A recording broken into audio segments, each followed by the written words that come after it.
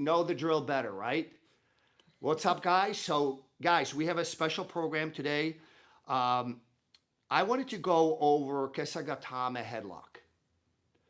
All right? The Kesa Gatame slash headlock. It's rarely used in Jiu-Jitsu. And the reason for that is because most people do it poorly and they have their back taken and eventually they stop doing it. However, there are guys that are really good at it, have a world-class level. And if you don't know how to get out, you will be nailed with this repeatedly. So that's at the highest level. But also at a white belt level, guys, what's the reason most people train jiu-jitsu? Probably self-defense.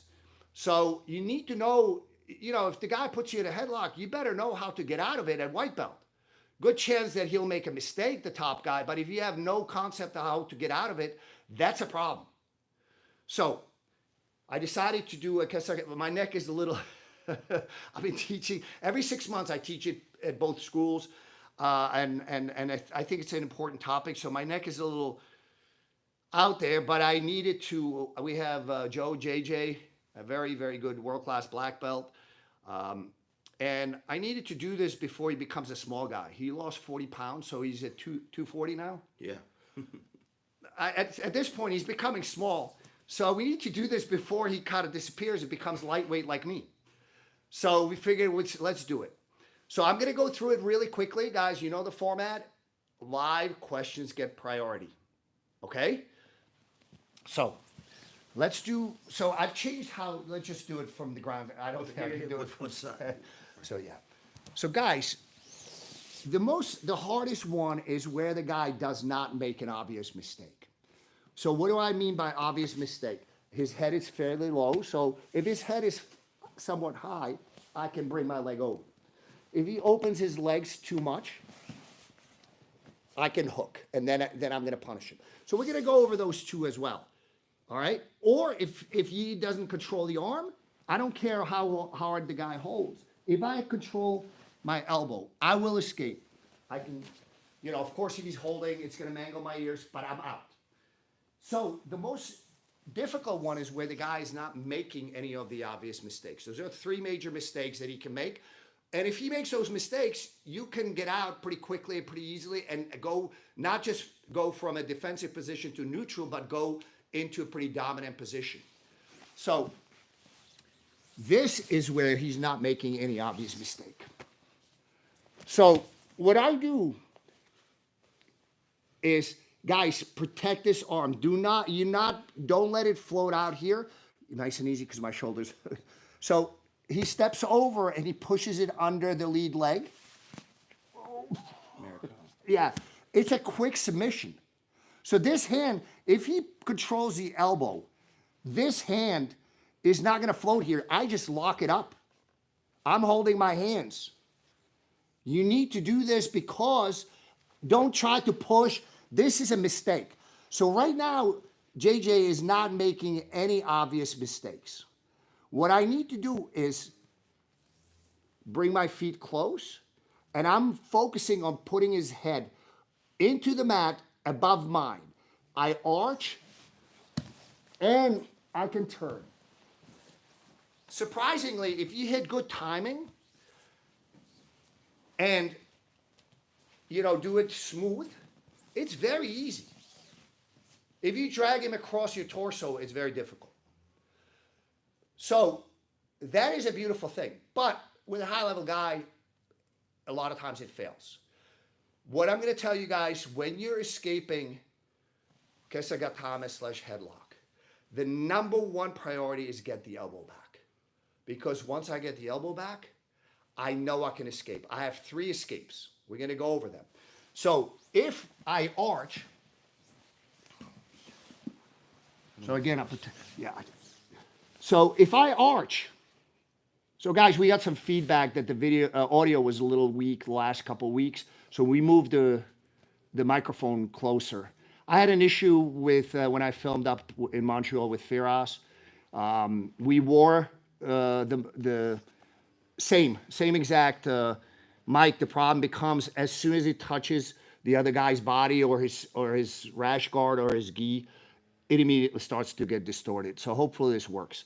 So as I put JJ's head on the floor, I don't worry about anything else. I worry about getting my elbow inside his hip, inside his leg. Because now I know, and I'm not here, guys. He can pull that easily back. So I drop it. Yeah, go ahead. He's not going to get it back. And the more he tries, he starts to expose his back. Okay? So again, if the guy's not making any obvious mistakes, right, we're going to go with the arch. Either the arch works where you bring him over, or at the very least, number one priority, get your elbow back. Now, we already did, so if I have my elbow, I can sort of come out, even if he holds tight, I'm going to come out the back way, okay? Now, anytime the guy makes an obvious mistake, a lot of times, even if he's not initially making that obvious mistake, he might make that mistake in response to that arch. If the head is notice how my hips are tilted towards him. They're not flat. And I don't bring my feet down. My hips are already tilted without me stepping down. This is a submission. It's ugly, brutal, ugly triangle, okay? And anytime the guy exposes the hook, I start to drag him across.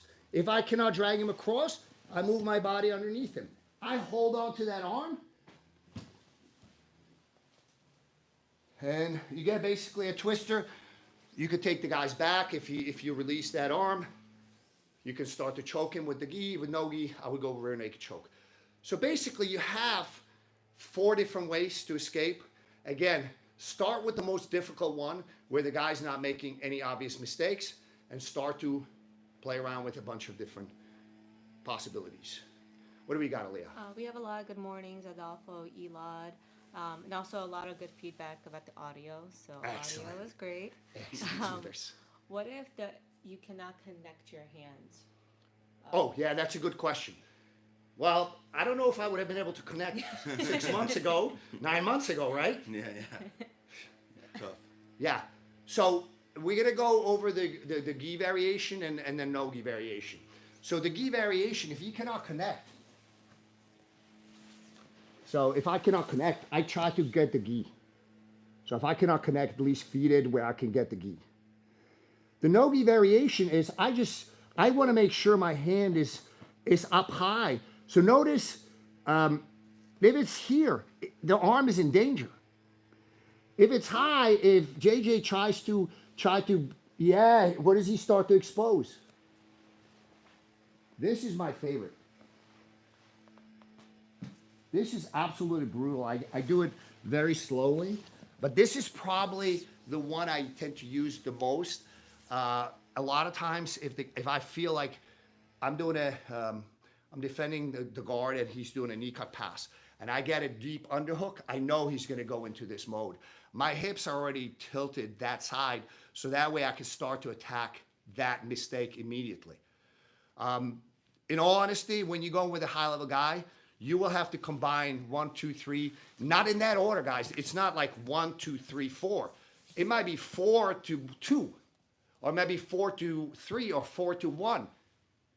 Because you need to, again, if he's not making any obvious mistake right off the bat, arch, put his head on the floor, get the elbow back. That is the number one. And once I have that elbow, the more he digs for it. So it's not, I don't put it on the floor. I put it on the floor and invert it.